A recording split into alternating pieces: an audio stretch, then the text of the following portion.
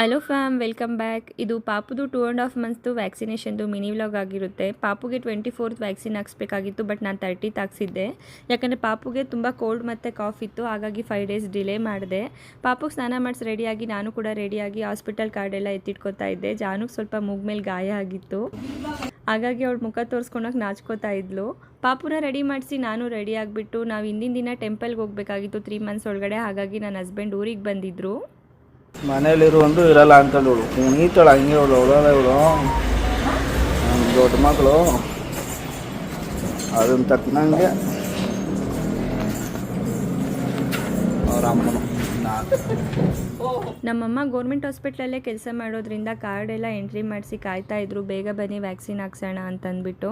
ಹಾಗಾಗಿ ನಾವು ಹೊರಟ್ರಿ. ನಮ್ಮ ಜಾನುಗೂ ಅಷ್ಟೇ ನಾನು ಇಲ್ಲಿವರೆಗೂ ಅವಳು ವ್ಯಾಕ್ಸಿನ್ ಹಾಕೋದು ನೋಡೇ ಇಲ್ಲ, ಯಾಕಂದರೆ ನನಗೆ ತುಂಬ ಭಯ ಆಗುತ್ತೆ. ನಾನು ಅವಳನ್ನ ವ್ಯಾಕ್ಸಿನ್ ಹಾಕುವಾಗ ಕೂಡ ನಾನು ಯಾವತ್ತೂ ಮಲಗಿಸ್ಕೊಂಡಿರಲಿಲ್ಲ. ಪಾಪುಗೂ ಕೂಡ 1.5 ಮಂತ್ಸಲ್ಲಿ ನಮ್ಮಮ್ಮ ಎತ್ಕೊಂಡಿತ್ತು. ನನ್ನ ಹಸ್ಬೆಂಡ್ ಮನೇಲಿ ಇರೋದ್ರಿಂದ ನೀನೇ ಹಾಕ್ಸು, ನೀನೇ ಎತ್ಕೊ ಅಂತ ಅಂದ್ಬಿಟ್ಟು ಅವ್ರಿಗೆ ಹೇಳಿದ್ದೆ.